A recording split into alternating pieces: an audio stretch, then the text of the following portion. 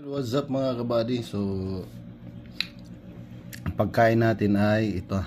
Yan. Carrots na may kamatis at pipino. Yum. Sarap. At yan, sausawan. At itong pritong isda natin. Ayan. Sasawsaw natin dyan. Ayan. Ayan. Juicy oh. Ito yung gusto kong ganito lang ang pagkaluto sa prito. Hindi yung tostang pagkaprito. Ayan.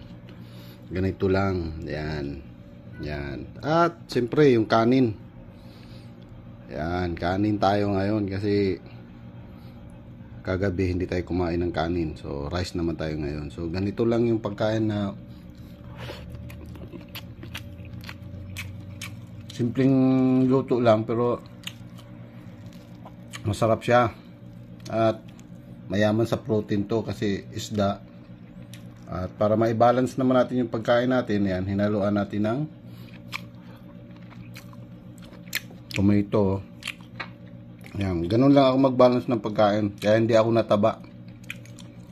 Maintain ko lang yung ano ko, timbang. Kasi may mga nakain tayong mga gulay tulad niyan.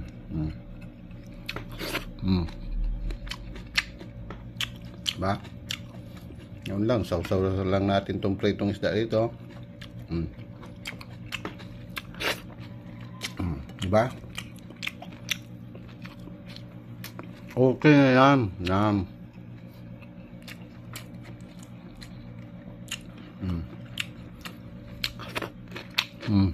Diba? Ano lang.